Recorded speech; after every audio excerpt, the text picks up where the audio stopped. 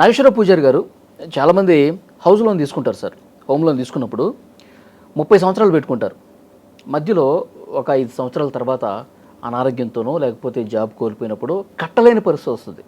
Home loan కట్టనప్పుడు ఏంటి, ఏమన్నా ఇబ్బంది పడే అవకాశం ఉందా, లేకపోతే దానికి ఏమైనా వెసులుబాట్లు ఉంటాయా? అంటే మనకు జనరల్గా ఏంటంటే మనం ఏదన్నా ఇప్పుడు బ్యాంకు నుంచి కానీ ఫైనాన్షియల్ ఇన్స్టిట్యూషన్స్ కానీ మనం లోన్ తీసుకున్నప్పుడు మనకు 2 రకాల లోన్స్ ఇస్తారు.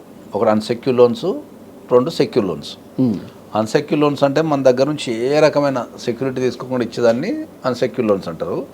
మన దగ్గర ఏదో ఒకటి సెక్యూరిటీ తీసుకుని ఇచ్చేదాన్ని సెక్యూర్ లోన్స్ అంటారు. దాంట్లో హౌసింగ్ లోన్ అనేది ఇప్పుడు కూడా ఒక సెక్యూర్ లోన్ కిందకు వస్తుంది. హౌసింగ్ లోన్ అనేది ఈ సెక్యూర్ లోన్లో ఏమైందంటే మనము ఆ లోన్ కట్టకపోతే మనం ఏదైతే సెక్యూరిటీ పెడతామో దాన్ని గుంజుకునే అధికారం ఓకే బ్యాంకుకు ఉంటుంది.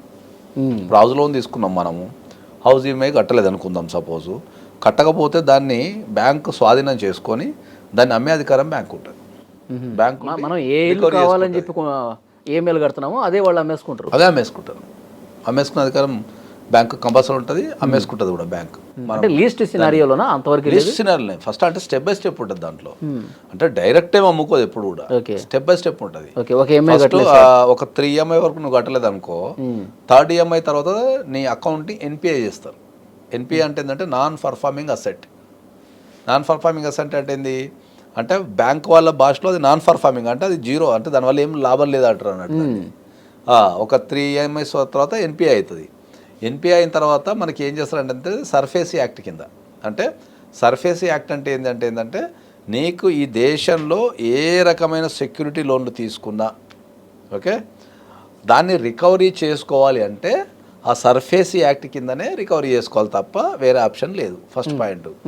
సో ఈ రికవరీ చేసుకునే క్రమంలో ఏదైనా ఇబ్బందులు ఎదురైతే అది బ్యాంకుకి కానీ లోన్ తీసుకున్న వాళ్ళకి కానీ ఏమైనా ఇబ్బందులు ఎదురైతే వాళ్ళు ఏం చేయాలి, వీళ్ళకి సపరేట్గా ఒక కోర్టు ఉంటుంది, దాన్ని ట్రైబ్యునల్ అంటాం మనం.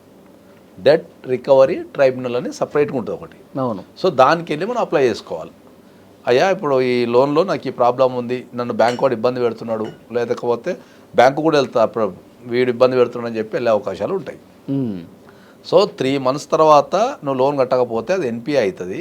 NPA అయిన తర్వాత డిమాండ్ నోటీస్ ఇస్తారు.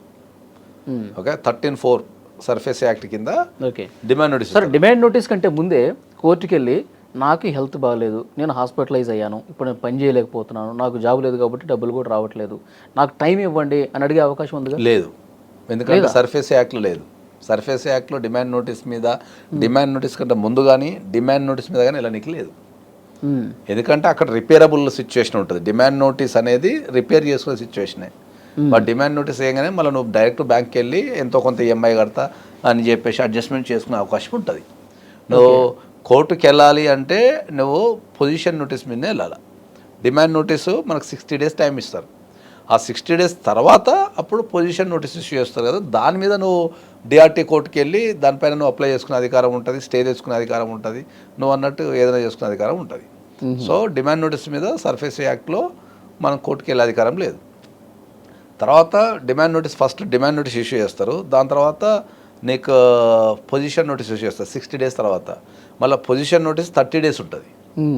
ఆ 30 daysలో కనుక మళ్ళీ మనం కోర్టుకి వెళ్ళడమో లేకపోతే ఆ లోన్ని సాల్వ్ చేసుకోకపోతే నెక్స్ట్ ఈ యాక్షన్కి వెళ్ళిపోతారు. మళ్ళీ ఒక 30 days ఇస్తారు. ఈ యాక్షన్లో కూడా 30 days ఇస్తారు. నువ్వు అప్పుడు కూడా ఏం స్పందించకపోతే ఈ యాక్షన్లు అమ్మేసుకుంటారు. నువ్వు ఇంట్లో ఉన్నా కూడా నేను మెడల్ బట్టి నొక్కేసే అధికారం బ్యాంకుకు ఉంటుంది. ఓకే. సో కోర్టు సానుకూలంగా తీర్పిచ్చిన సందర్భాలు ఉన్నాయా సార్? కోర్టు ఎప్పుడు కూడా ఫైనల్గా ఏ కోర్టు అయినా సరే బ్యాంకుకు పైసలు కట్టద్దు అని ఆర్డర్ ఇవ్వదు. ఎందుకు? బ్యాంకులో ఉన్న పైసలు ఎవరి, నీ నాయి. చాలామంది ఒక నమ్మకంతోనే బ్యాంకులో పైసలు దాచుకుంటారు. అవి సెక్యూర్ ఉంటాయి, సేఫ్టీ ఉంటాయి, మనం అడిగినప్పుడు ఇస్తారు అనే ఉద్దేశంతో పైసలు దాచుకుంటారు. మరి అటువంటి పైసలు దాచుకున్న ప్లేస్లో ఎవరికాళ్ళు లోన్ తీసుకుని ఎగ్గొట్టిపోతా అంటే వర్కౌట్ కాదు కదా. కాబట్టి ఎప్పుడు కూడా సెక్యూర్ లోన్స్లో, నేను చెప్పేది సెక్యూర్ లోన్స్, అన్సెక్యూర్ లోన్స్ కాదు, సెక్యూర్ లోన్స్లో ఎప్పుడు కూడా బ్యాంకు పైసలు కట్టద్దు అని కోర్టు ఆర్డర్ ఇవ్వదు. కట్టాలి సార్, కానీ బ్రీతింగ్ టైం ఇస్తారు.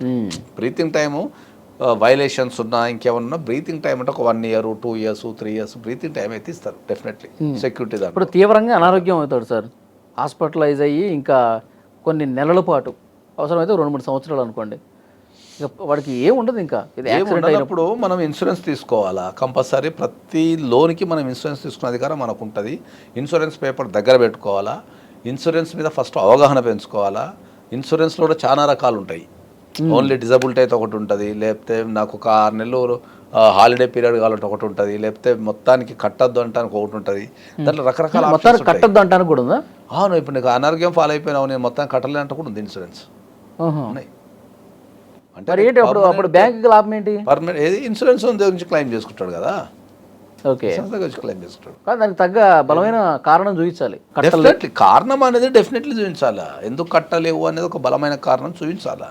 ఇప్పుడు దీర్ఘకాలిక వ్యాధులు ఉన్నాయి అనుకో, దీర్ఘకాలిక వ్యాధులు ఉండొచ్చు, సడన్గా యాక్సిడెంట్ కావచ్చు, ఇంకేదైనా కొలాప్స్ కావచ్చు, ఇట్లా రకరకాల దాంట్లో నాకు తెలిసి ఒక 18-19 రకాలు ఉన్నాయి దాంట్లో. దాని కింద కనుక ఆ 18 కారణాలలో దేనికన్నా కనుక నువ్వు గురైతే నువ్వు బ్యాంకు లోన్ కట్టకుండా కూడా ఉండొచ్చు ఇట్లా.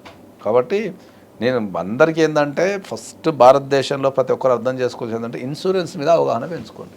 ఓకే, అది లైఫ్ ఇన్సూరెన్స్ కావచ్చు, లేకపోతే జనరల్ ఇన్సూరెన్స్ అంటే వెహికల్ ఇన్సూరెన్స్ కావచ్చు, లేదా బిజినెస్ ఇన్సూరెన్స్ కావచ్చు, లోన్ ఇన్సూరెన్స్ కావచ్చు, క్రెడిట్ కార్డ్ ఇన్సూరెన్స్ కావచ్చు. ఇన్సూరెన్స్ మీద అవగాహన పెంచుకుంటే మనకి ఈజీ అవుతుంది. Thank you. And for more videos, Please subscribe to iDream. Please subscribe to iDream. Please subscribe iDream. And please subscribe to iDream. For more videos, subscribe to iDream. please like, share and subscribe to the channel. Congratulations, iDream. Subscribe to iDream. Subscribe to iDream.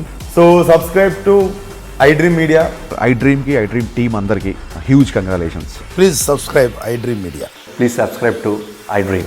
Subscribe iDream. Please subscribe to iDream. iDream అంటే నా కళల channel subscribe చేసుకున్న నోరు తిరుగుతలేదు, మీరైతే గంట గుర్తు కొట్టండి. For more such videos, please subscribe to iDream.